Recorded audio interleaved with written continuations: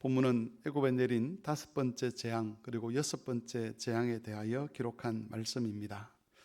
하나님께서 애굽 땅에 계속해서 재앙을 내릴 수밖에 없었던 것은 바로가 그 마음을 완악하게 했기 때문입니다.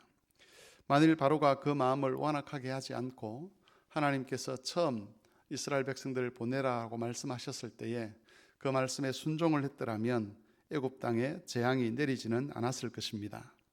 하지만 하나님의 경고에도 불구하고 또 거듭된 재앙에도 불구하고 바로가 그 마음을 완악하게 하고 이스라엘 백성을 보내려고 하지 않았기 때문에 재앙이 계속될 수밖에 없었던 것입니다. 우리가 오늘 여기서 한 가지 생각해 보아야 할 것은 마음을 완악하게 한다는 것이 구체적으로 어떤 것인가 하는 겁니다. 마음을 완악하게 한다는 것의 실체를 알지 못하면 우리도 하나님 앞에 마음을 완악하게 하면서 그것을 깨닫지 못할 수가 있기 때문입니다. 오늘은 본문의 말씀을 중심으로 바로가 마음을 완악하게 했다는 것이 구체적으로 어떤 것인가를 살펴보기를 원합니다. 9장 7절을 보시면 바로 왕이 사람을 보내어서 이스라엘 가축들에게 돌림병이 생겼는지 아닌지를 조사를 하게 합니다. 바로가 이렇게 한 것은 모세가 예언을 하기를 하나님께서 애굽 땅에 재앙을 내리실 때에 애굽 사람의 가축에게는 돌림병이 임하지만 이스라엘 백성들의 가축에게는 돌림병이 임하지 않을 것이라고 그렇게 예언을 했기 때문입니다. 바로는 애굽 사람들에게 속한 가축들에게서 돌림병이 발생했을 때에 그것이 진짜 하나님의 역사라는 것을 애써 부정하고 싶어 했습니다. 모세가 예언을 하고 또 실제로 그 모세가 예언한 대로 애굽 사람의 가축에게 돌림병이 발생했지만 이게 우연히 그렇게 된 것이지 진짜 하나님께서 역사하신 것이라고 믿으려고 하지를 않았다는 겁니다. 그래서 사람을 보내어서 진짜 이스라엘 가축들은 무사한지를 확인하려고 했습니다.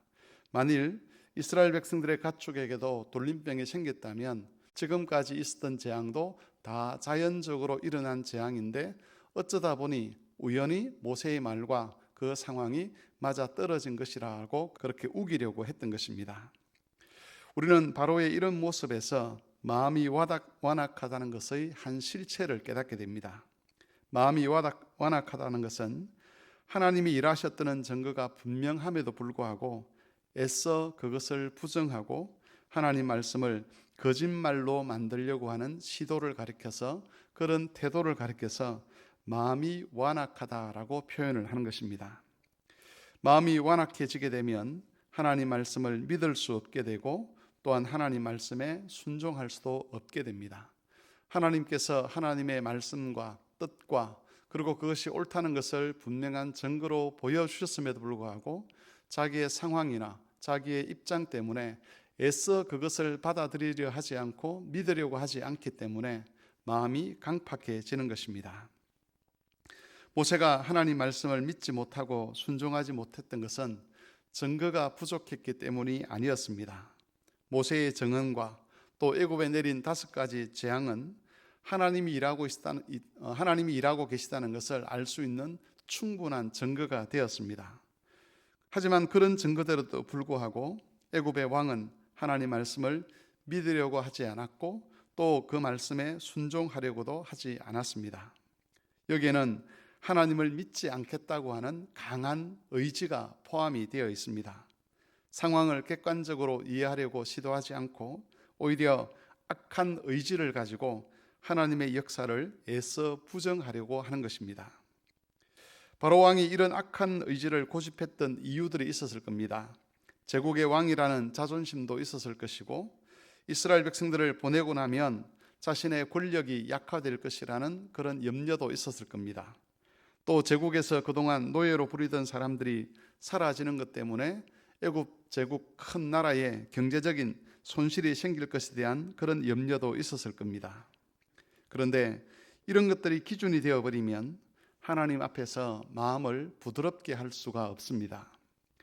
하나님의 뜻과 상관없는 것을 끝까지 지켜내려고 한다면 반드시 그 마음이 완악해질 수밖에 없는 것이지요. 바로왕이 이스라엘 백성들을 보내려고 하지 않는 여러 가지 이유가 있었을 것인데 그런 이유들 때문에 이스라엘 백성들을 잡아두려고 하다 보니까 하나님 말씀을 부정하려고 하고, 하나님 말씀을 부정하려고 하니까 마음이 강팍해지게 된 것입니다. 하나님의 뜻이 분명함에도 불구하고 그 뜻을 거부하려고 하고 하나님 말씀에 순종하지 않으려고 하는 이런 악한 태도들이 우리 안에 있는지를 우리는 스스로 잘 돌아보아야 합니다. 우리가 마음을 완악하게 하지 않으려면 하나님 말씀 밖에서 가지고 있는 염려들이나 소원들을 내려놓아야 합니다.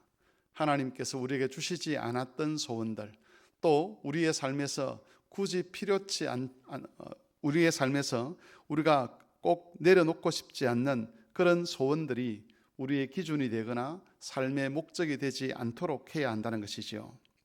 그런 것들을 붙들고 있으면 하나님 말씀을 제대로 들을 수가 없습니다. 우리가 살고 있는 이 세상은 아주 복잡한 세상입니다. 걱정해야 될 일도 많고 또 염두에 두어야 할 것들도 많이 있습니다. 그래서 우리의 생각도 복잡해지고 우리의 삶도 복잡해질 수가 있습니다. 하지만 아무리 세상이 복잡하다고 해도 하나님 말씀 앞에서는 단순해야만 합니다. 하나님의 말씀 앞에서 또 하나님께서 보여주신 그 뜻 앞에서 복잡하게 생각하는 것을 멈추어야 합니다. 이렇게 하면 내 체면이 손상되지는 않을까? 이렇게 하면 내가 경제적인 어려움을 당하지는 않을까? 이렇게 되었을 때 내가 누구누구로부터 무시는 당하지 않을까 하는 이런 여러 가지 복잡한 생각들을 멈추어야 한다는 것이지요. 그야말로 단순하게 하나님의 말씀을 받아들이고 순종하기 위해서 수고해야만 합니다. 그런 태도가 겸손한 것이고 그런 태도가 하나님과 동행하는 삶의 모습입니다. 하나님께서 이스라엘 백성들을 보내라고 했을 때에 애굽 왕의 생각은 복잡했습니다. 그들을 보내었다가는 왕의 체면이 많이 않을 것이고 경제적인 손실을 입게 될 것이고 백성들로부터 원망을 얻게 될 것이고 이러저러한 고민들과 염려들 때문에 결국 이스라엘 백성을 보내지 않았고 하나님이 보여주신 기적과 이적도 인정하려 하지 않았기 때문에 애굽 왕은 마음이 완악해질 수밖에 없었습니다. 만일 하나님의 말씀과 뜻이 분명함에도 불구하고 여러 복잡한 상황들 때문에 생각이 많아지고 태도가 분명해지지 않는다면 우리 마음 역시 하나님 앞에서 완악해지게 될 것입니다. 하나님의 뜻을 부정하면서 자기 생각이 옳다는 거짓 확신에 사로잡힐 수 있는 것이지요. 그러므로 성도 여러분, 하나님의 말씀과 뜻 앞에서 자기의 모든 생각과 상황들, 복잡한 모든 것들을 내려놓고 아주 순전하게 순종하는 성도들이 되시기를 바랍니다. 그리하여서 시간이 지날수록 하나님 앞에서 더욱더 마음이 부드러워지고 말씀 안에서 주와 동행하는 것이 더욱더 깊어지는 그런 삶을 살아가는 성도들이 되실 수 있기를 바랍니다.